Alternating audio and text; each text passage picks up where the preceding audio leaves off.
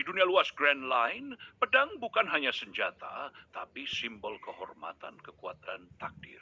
Di tengah lautan yang menggila, ada para pendekar pedang yang namanya bergema. Namun ada juga yang masih tersembunyi dalam bayang-bayang cerita, belum benar-benar mendapat sorotan dari Oda sang pengarang agung. Hari ini kita akan membahas 5 pendekar pedang kuat di dunia One Piece yang belum banyak disorot sejauh ini. Termasuk Mihawk, sang mata elang misterius. Kita mulai. 1. Drake Mihawk, si pendekar mata el yang terlalu tenang. Mungkin kamu bertanya, loh, Mihawk kan terkenal? Betul. Tapi coba pikir, kita belum pernah tahu masa lalunya. Bagaimana dia bisa menjadi pendekar terhebat di dunia? Apa yang membuatnya menjauh dari si Shichibukai sebelum waktunya? Apa hubungan sesungguhnya antara dia dan Shanks? Mihawk adalah pendekar yang bahkan bisa memotong kapal perang hanya dengan satu tebasan. Namun Oda belum pernah memperlihatkan Mihawk bertarung dengan serius sejak duel pendeknya melawan Zoro di Baratie. Dan itu sudah lebih dari 1000 chapter lalu. Mihawk adalah misteri hidup.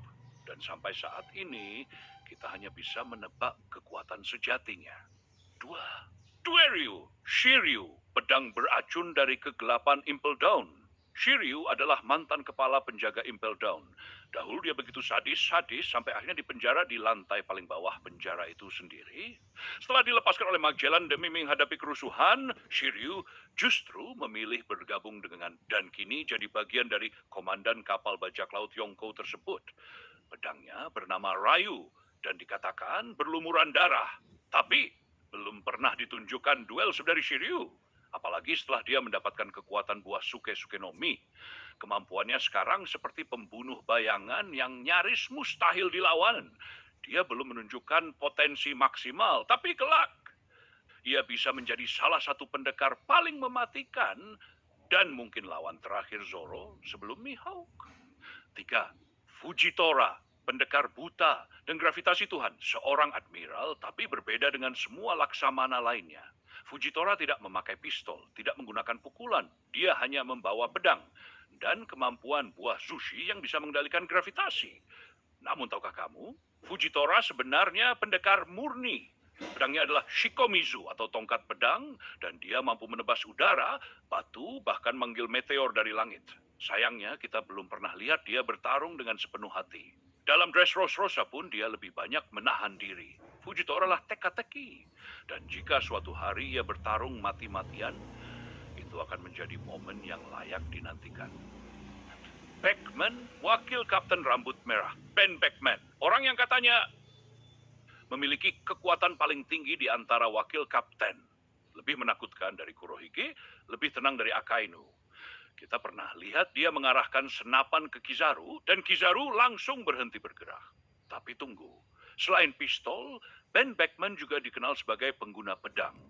Itu disinggung dalam beberapa databook dan bocoran. Sayangnya hingga sekarang, Oda belum menampilkan pertarungannya Beckman, baik sebagai penembak maupun sebagai pendekar. Jika benar dia pengguna pedang, maka kita sedang menanti duel yang legendaris antara tangan kanan Shanks melawan dunia. Ryuma, sang legenda dari Wano. Namanya adalah legenda. Ryuma, sang pendekar pedang dari negeri samurai. Orang yang pernah memotong naga dan kemudian jadi cerita rakyat di negeri Wano. Tapi kita hanya melihatnya dalam bentuk zombie di Thriller Bark. Itu pun dengan bayangan milik Brook. Bayangkan jika kita bisa melihat kisah asli Ryuma semasa hidupnya. Bagaimana dia benar-benar bertarung. Pedang Sushi berada di tangannya dan dunia gemetar. Oda sempat memperkenalkan manga pendek Monsters untuk itu, tapi tetap belum cukup menggambarkan kehebatannya. Ryuma adalah legenda yang belum ditunjukkan secara utuh dan mungkin suatu hari Oda akan membuka kembali sejarahnya di masa lalu. Penutup, bayang-bayang para pendekar. One Piece bukan hanya tentang kekuatan buah iblis, tapi juga tentang keahlian, teknik, dan tekad. Para pendekar ini, Mihawk, Shiryu, Fujitora, Beckman hingga Ryuma masih menyimpan rahasia mereka masing-masing. Kita belum melihat segalanya.